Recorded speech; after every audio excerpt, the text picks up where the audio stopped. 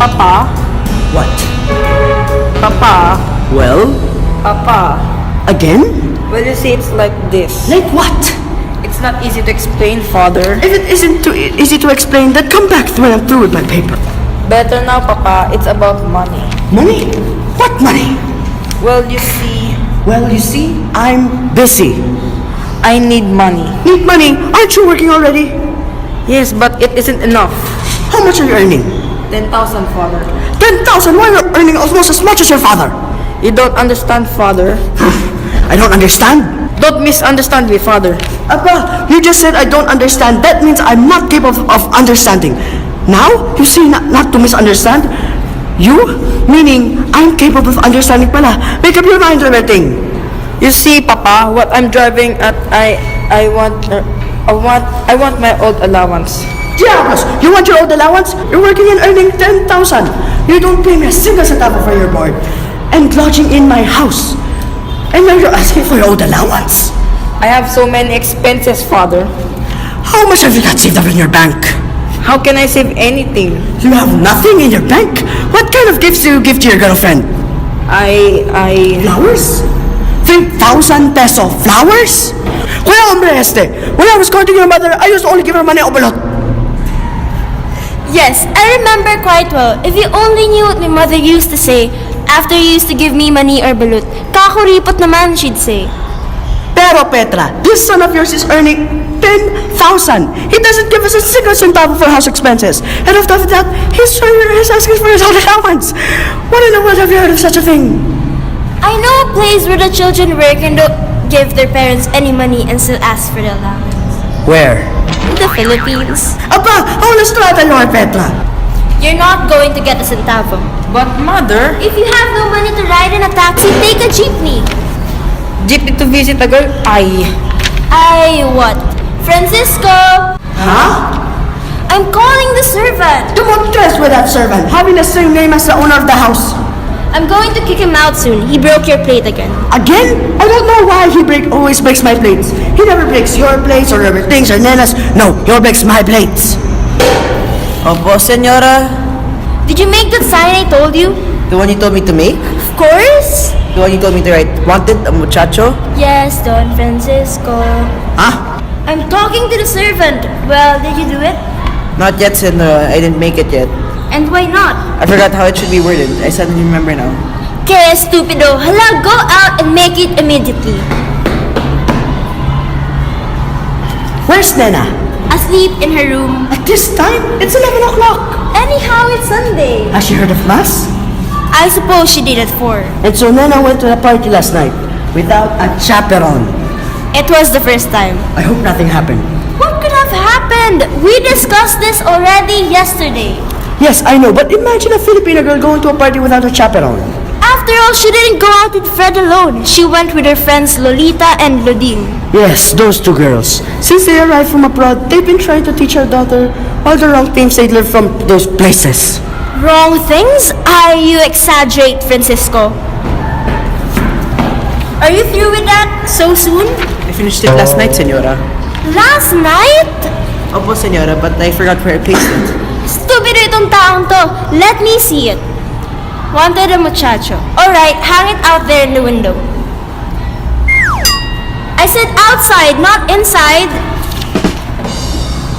Ay, Francisco, he had to be my namesake. As I was saying, Francisco. You're talking to me, Petra, or to the servant? Francisco, what are you still doing here? Go back to the kitchen. You were saying, Petra? As I was saying, I think you're being very unfair to Nana. After all, she's all grown up. Petra, my dear, virtue is ageless. I know that, Francisco, but chaperoning is rather old-fashioned. Old-fashioned, maybe in some other civilized countries. Isn't the Philippines civilized? In many ways, yes, but in some ways, it's uncivilized. Hi, Francisco. If Saturnino Balagtas, our great patriot, should hear you now. Where did you get that idea that Balagtas' first name is Santorino? You mean Francisco? Saturnino, Francisco, both are in O. Yes, that's why you call out my name, the Francisco, the muchacho rushes in. Anyhow, our women can take care of themselves. Are you sure? Especially if they've received an education. For instance, our Nana is. In her senior year in education at the University of Santo Tomas, she's even taking some courses in home economics. I suppose that makes her immune to any moral faults. Moral false, Francisco. Ay, kay, exagerado naman to. No! What I mean is that Nena is better educated and more enlightened to take care of herself. This Petra naman, you don't see the point. Education in even a university education with all the letters of the alphabet after a graduate's name. A, B, BSE, LLB, PhD. It's not moral education. Training the mind is not training the heart. But if the mind is trained wide, the heart will be ruled by the mind. No, Petra, if a person is intellectual, it doesn't ipso facto make him moral. Ipso facto, that's very, very deep for me naman, Francisco. Very deep. Our daughter Nana will fall deep water if you don't watch out. Ay, you're so apprehensive, Francisco. Did you call me senora? Hi, yo! Yes, senorito. I'm married to the senora. Therefore, I'm not senorito anymore. I'm the senor. Understand? Opo, senorito. I'm going to change your name from now on. You'll be called Francis. Francis po? Yes, Francis. Understand? Why not Paquito, senor? Or Paco? Or Francisquito? Because I don't want it. Now get out. Father, I couldn't get a taxi, Your mother told you to take a jeepney. but I'm visiting my girlfriend. Listen, girls, at this time, it's really lunchtime. She called me up. She says, I must see you right away. It's very important. Robertine, you went to the party last night, correct? Yes, Father, with Leah. You went to the party on chaperone. Does Robertine need a chaperone? I'm not talking about Robertine. I'm talking about the girl he took out. Well, if you're going to lose your temper, I might as well be in the kitchen. Yes, Father. Guess what? I took Leah to the party alone. You young modern people, do you realize in my time, when I was courting your mother, her father, her mother, her three sisters, her young brother, her grandmother, 5 first cousins, and 2 distant relatives sat in the sala with us? But why so many, Father? Because in those days, we were more careful about human reputation. But in those days, Don't tell me those days were different. Outward things change, like the styles of women's dresses and men's ties, but the human heart remains the same. but in other countries, Father, There you go. In other countries, the Philippines is different. My son, our climate, our tradition, our innate psychology, all make our people from foreigners. but my girlfriend has studied abroad, Columbia University pa. Filipino girls who have studied in other countries acquire the outward customs and mannerisms of people with traditions and temperament different from ours. But a Filipino girl can easily change her temperament. It is inborn. Somebody's at the door. Francis. Francis! Who's Francis? The servant. I give him a new name. Paquito. Francis Tito. Yes, senorito. No. My son Robertine here is the señorito, but I am the señor. See who's knocking and tell him to wait inside. You want? What do I want? Have you got any manners? I said, whom do you want to be? Why don't you speak more dearly? What shall I tell the owner of the house? Who's the owner of the house? The senora, of course. Why, is she a widow? Not yet. Tell your senora I want to see her. Which senora? How many senoras do you have in this home? There's Senora Petra, Senorita Nena. Stupid! Call Senora Petra then. Opo, sit down. Here's some cigars. Yes? Good morning. Good morning. I saw that sign at the window. Yes. It says, wanted, a muchacho. Why, yes. Are you by any chance a detective? You flatter me, senora. A girl told me that I am very good looking. Really? That's very interesting. Women sometimes tell the sweetest lies. Do you mind if I... Of course. I don't mind. Go ahead. Ask any questions. Do you mind if I ask what I could do for you? I'm applying. Applying for what? I'm applying for the job. What job? That. You mean... Yes, I'm offering my services. You mean you wish to be a muchacho? I wish you would be so insulting, senora. But I want to be what they call in Europe a mayordomo. A what? A mayordomo, you know. Oh, you mean... Yes, that's what I mean. Well, for a minute I mistook you for an haciendero or a movie actor. That's right. I don't look like a muchacho or mayordomo. My mother always say I would amount to something. confidentiality, my mother wanted me to marry one of the president's daughters. President's daughters? You mean the president of the Philippines? Yes, why not? Is there anything wrong with that? And you wish to work here as a mayordomo? That's it. What can you do? I can watch the house when you're out, accompany the children, if you have any to do the movies or the parties. What else? I can do many other things. I can even sing. Never mind your social accomplishments. What's your name? I was baptized Marcelino, but my mother calls me Pablo because I'm a reminder of her brother who spent 2 years jail. But my friends, that is, my intimate friends, call me Paul. I'll pay you 3,000, including board and lodging. I'll take it. I'll take the job. Good. You can start by washing the dishes. The dishes? But it's time for lunch. Haven't the dishes used for breakfast been washed yet? Well, no, but because our servant Francisco always breaks the plates, so I told him this morning after breakfast not to wash them yet. I wish I had come after the dishes had been washed. Alright, ask Francisco for instructions. Oh, good morning. Have you been waiting long? No, I just talked to the senora. Oh, yes. Why don't you sit down? I will. Did you come on some business? Business? Oh, business of a sort. That's good. That's nice lounging robe you're wearing. You like it? I certainly am going to buy one exactly like that. Thank you. Imitation, they say, is the subtlest form of flattery. Of course, mine will be more expensive. Undoubtedly. You must be a man of means. Of means? Well, sort of. I wonder what's the name of Francisco.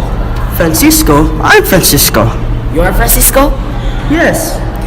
Well, if you're Francisco, the senora told me to ask for the instructions. Instructions? What kind of instructions?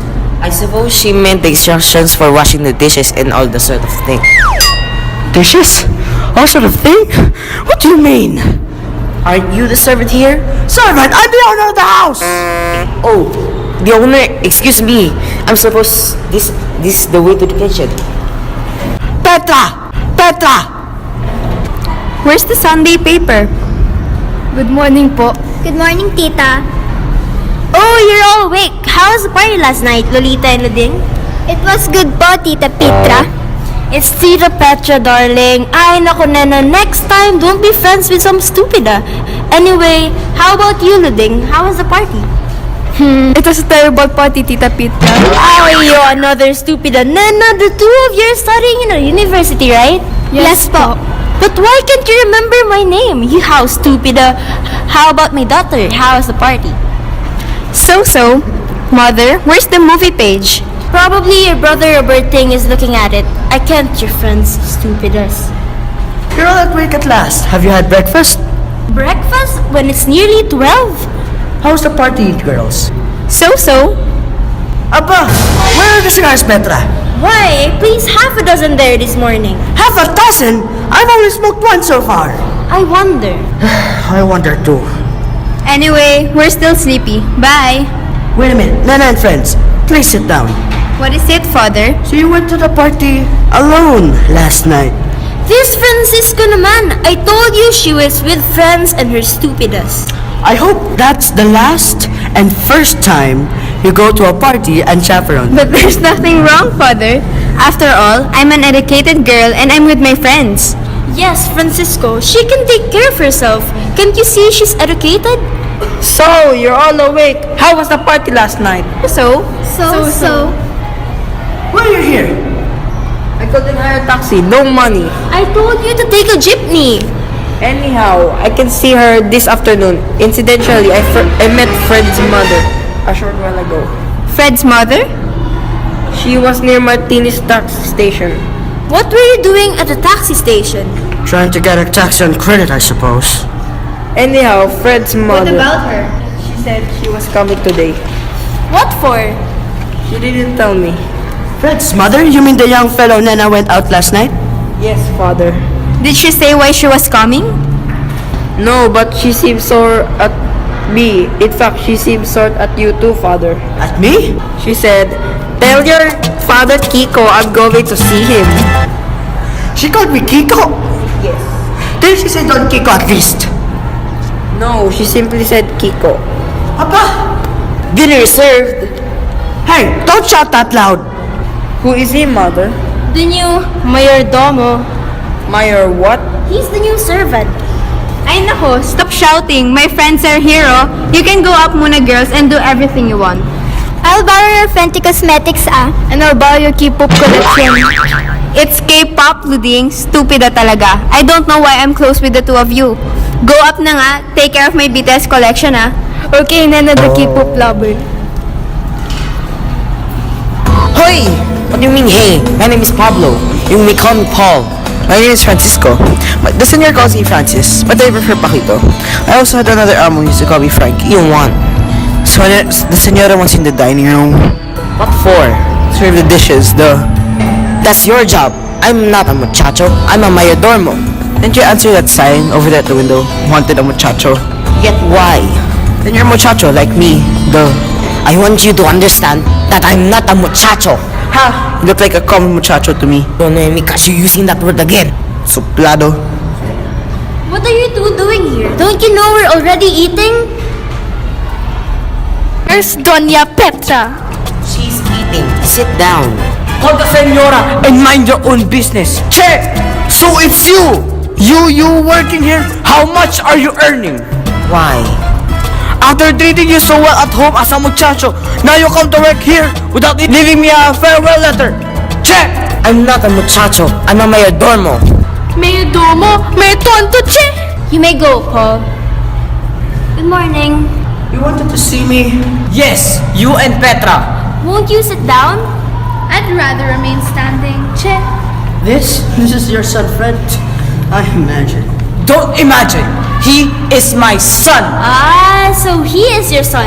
Supposing he is, what's that to you? I was just thinking he looks a little bit not like you.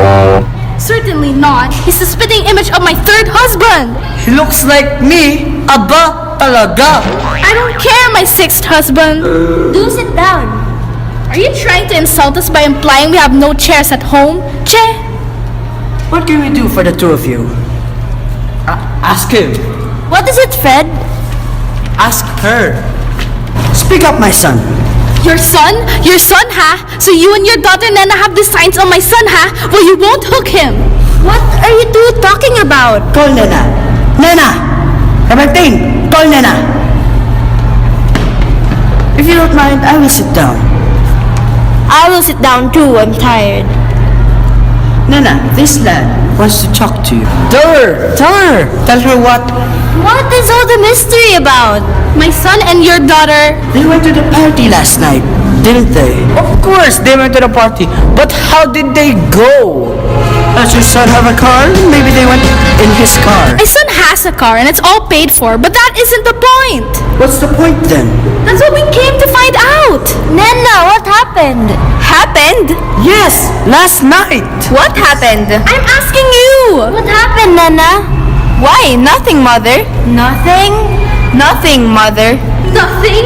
Che, a girl going to a party and chaperone and nothing happened? What really happened, Nana? Nothing happened and you know it. Che, how dare you shout at me? Don't talk to my mother like that, Nena. Stupido, standing there like a statue. Statue? What statue? The statue of Dumbbell. Dumbbell. Estúpida. Hey, you don't start calling my sister names. He started it. Your son took my daughter out to the party last night. Why do you allow your daughter to go out alone? Nana insisted that there was nothing wrong, but my intuition told me it might be wrong. Shut up, Fred. Mama. Why do you allow your daughter to go out alone with my respectable son? What's respectable about him? Kim Namjoon, Kim Seokjin, Min Yoongi, Jung Ho Suk, Park Ji Min, Kim Tae Your brother. Manahimik nga kayo! Tuloy. As I was saying, people saw them coming and go unchaperoned. Yes, unchaperoned. Imagine, a girl going to a party alone. She was with your son, wasn't she? Unfortunately, And if my daughter was with your son, what danger was there? people are talking about last night. But what happened? What happened, Fred dear? Nothing, Mama. Try to think something must have happened. Nothing. Torpe, Aruy. You son of my third husband, why did you tell me nothing happened? You mean to tell me you came here and raised all this rumpus when nothing absolutely happened? Well, I wouldn't be too sure about absolutely nothing. Besides, I have to be careful, yes, very careful, about my beloved son's upbringing. Your son?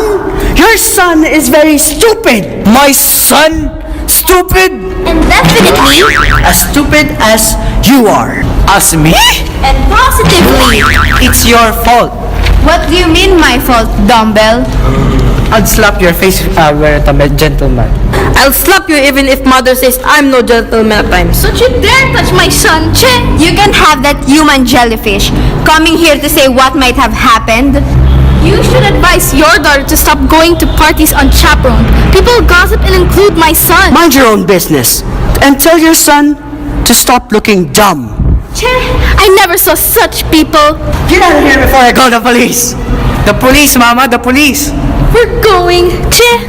Paul! Who's Paul, Petra? Yes, Don Francisco? Paul, kindly escort this people. Roughly, Paul. Roughly! Kanala, I suppose you enticed my muchacho to come here. Hoy, I am no muchacho, I'm a mayordomo. Furthermore, Doña Pecha gives me 3,000 pesos a month, while you give me 1,000 pesos only. 3,000 a month? Where will they get that much? Doña Dolores of Cabeza. 3,000 a month? Che! Can you imagine the insolence, Che? That's not what Nena got from going out unchaperoned. I was already telling you, Petra. How could I? No, this Dolores would make an awful fuss. Want me to break Fred's neck? You should have done that when he was here. Your muscle reflexes are already in working, my son. Don't try, Nana. It's over. Making all that fuss for nothing? The truth is that I quarreled with Fred during the party and left him. Left him? Where did you go? I came home with Luding and Lolita. Fred's mother had been trying to interest me in her son. That's why he told his mother, Ahiya Mia, go in now and let this be a lesson to you. Finish eating, Roberting. Incidentally, Roberting, I hope nothing happened with you last night. Last night? You went out with Leah, didn't you? Yes, but nothing happened. I think. You think? I escorted them out already, Senora. What do I do now? You may wash more dishes. Hoy, where did you get that cigar? Why somebody gave it to me? Who? Francis, Senor. So, Mayadormo smokes owner cigars. Hoy, your goat, my adormo, mayor yabang. Get back to the kitchen, Francis. Am I still the servant here, Senora? Yes, I suppose we'll have to bear with you for a while. I won't have to put up the sign anymore. Wanted a muchacho. No, make another and put wanted a chaperone. Wanted a chaperone? Yes, for our daughter Nena. Que vergüenza! I, her mother, will chaperone Nena. Roberting! What is it, mother? Isn't it your girlfriend, Leah? Why, yes. And who is that old man along with her? That's her father. And he's carrying something. Yes, he's carrying a gun. Ay, Petra, he two chaperones.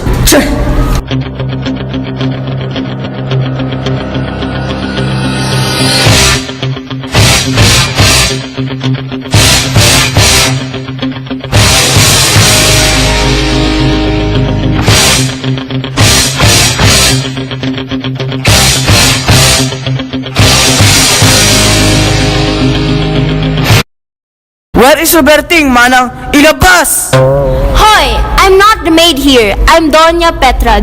I'm the owner of the house. Wala akong pake! Wala akong pake. Where is Roberting, your insolent son? Inay, just stop this. No, Leah! You're pregnant! She's pregnant? Roberting, get out of the table. Lumabas ka dyan! Roberting! Roberting? Leah? Excuse me po. This is a comedy play po, not a love story, Senor and Senorito. Hoy, lalaki! My daughter is pregnant with you! What's your katibayan that she's pregnant with my son? Don Francisco de Pataranta. Ay, bastos! Excuse me! Okay, you may pass. Ay, talaga! talaga naman these people. Talk to them, Liam. Leah is throwing up an hour ago, senyor at senyora. Because nga, they have hangover from last night's party. She is a good daughter of my mother, father, gentleman, grandmother, grandfather, and she's not allowed to drink. She can drink anytime because she has hands. I know. Eh, you know naman pala eh. But I am so sure that my sister is pregnant, madam. We didn't do anything. We did it last night, isn't it? We watched a movie.